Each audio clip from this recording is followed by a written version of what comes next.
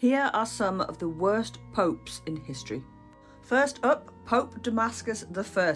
When he was up for being pope and they would all have to have a vote on it, he decided that the best way to secure that new position would be to massacre anyone else who could possibly be considered for the role. He hired a gang of thugs, and when his enemies were holed up inside a basilica somewhere or other, he sent them in, and the massacre that took place lasted for 3 days. Hundreds of people died. But he got the gig, I guess. But eventually, he was tried and found guilty of and sentenced to death for the crime of adultery while he was the Pope. But eventually, the Emperor stepped in and let him off.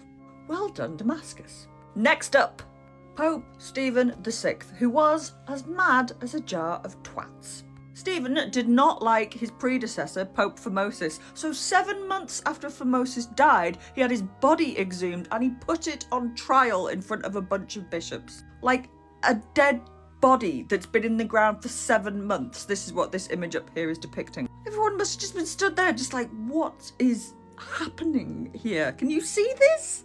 During this trial, Pope Stephen reads out a load of charges and then finds him guilty. Completely bonkers. A couple of months after this, he's overthrown, imprisoned, and then eventually strangled to death. But way to hold a grudge. Pope John XII, also known as the Bad.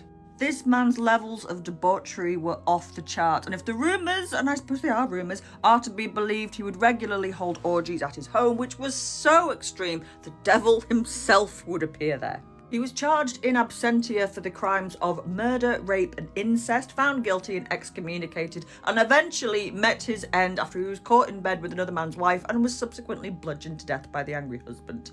Very papal behaviour. Pope Boniface VIII, he got rid of the Pope before him by locking him up in a castle and just leaving him to starve to death. He was also known for his many sexual exploits. He was put on trial for rape, heresy, sodomy, and for eating meat during Lent. But he didn't attend the trial, he legged it, so he kind of got away with that, but he did go mad afterwards and ended up killing himself. Pope Clement V was so horrified by what this guy had done, he insisted on digging up his body just so he could have him burnt as a heretic. Pope John XXIII, who was a pirate before he became Pope. That's a hell of a career trajectory. And in 1415, he was put on trial for 54 offences. He was supposed to have been put on trial for 70, but there was a number of them that were considered so obscene that they couldn't list them, not even in a court of law. And last but certainly not least, Pope Alexander VI, the Borgia Pope.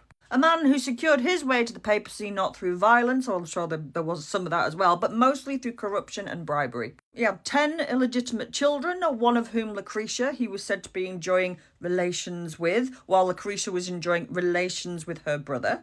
And he stuffed the Vatican full of all manner of debauchery, including holding parties where local adult workers would be paid to writhe all over the floor and pick up chestnuts with their hoo-has. That's a hell of a party. When I have my friends over, we just have pasta.